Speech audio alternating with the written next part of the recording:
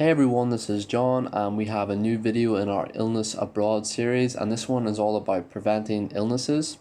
In the next couple of videos we're going to talk about how to describe our illness to a doctor and things like that. But for now we're going to cover different methods to prevent illnesses such as hygiene. This is all about washing and keeping clean.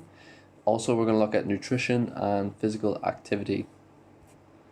So illness abroad is unfortunately quite common, and it can really ruin any experience you have. You don't want to get sick when you're away from home. It's not fun.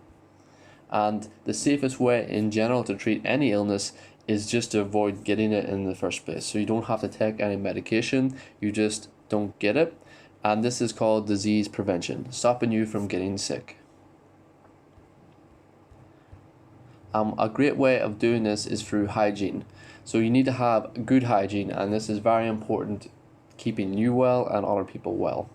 So you want to avoid touching your face when you have unwashed hands, so don't touch your mouth or your nose or your eyes. You want to cover any coughs or sneezes that you have with tissue paper, and then you can throw it in the bin. And you also want to wash your hands before eating and after sneezing or coughing, especially if you cough or sneeze into your hand. And like I said, hygiene is very important, so you need to keep clean hands. And a major way viruses, especially flu-like viruses, spread is through dirty hands. You touch the doorknob or a table and then somebody else touches it afterwards and they get sick. So you need to wash them regularly. You also want to use hot soapy water and wash for 20 seconds, and then make sure your hands are completely dry, because if they're wet it's possible you could spread disease. And finally, if you are unable to wash your hands, you can use alcohol hand sanitizers instead. And this is very useful if you're eating dinner or lunch, in a restaurant. Our next point is about wearing masks. So obviously this is very common over here. Wearing a face mask can help stop you from spreading flu to others if you are sick. A lot of the time these diseases are spread through water droplets in your mouth when you speak or cough or anything like that.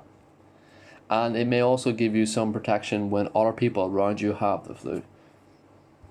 And our next point is all about nutrition. So this is actually very important, because having a healthy body will aid you fighting any infection you get. So the healthier your body is, the better it functions, the more easily you can defeat an infection, and the less severe the symptoms will be. So good nutrition is key to good health. In particular, vitamin C, D, and E are very important for your immune system. The immune system is what fights the illness or the infection. You can get vitamin C and E from fruits and vegetables very easily, so a general tip is to eat lots of fruits and vegetables. Vitamin D comes from the sun, but if you don't want to sit out in the sun all day, you can just take a vitamin D tablet. And in general, I would also say that you should avoid, as much as you can, fast food or unhealthy food. You can have treats every now and again, but don't eat it every day. And then our last thing here is about exercise. So lots of research has shown that exercise can reduce the chance of you getting sick and reduce how severe the sickness is as well. So exercise can boost your immune system, and this is what helps fight the illness. So the more you exercise, the stronger your immune system.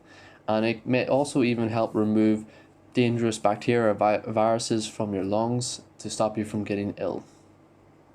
I want to say as well that just do any exercise that you enjoy. It doesn't matter what type. It can be cycling, swimming, lifting weights, working out at home. It's most important that you just do a type of exercise that you enjoy, because you can keep to that. And then finally, we have our recap. So I would just want to mention that your body is not weak, especially if you do some of these things like have good nutrition. It can fight almost any disease that it is presented with, including the current coronavirus. So just don't be too afraid, but obviously be careful. And thank you all very much for watching, and I'll see you in the next video.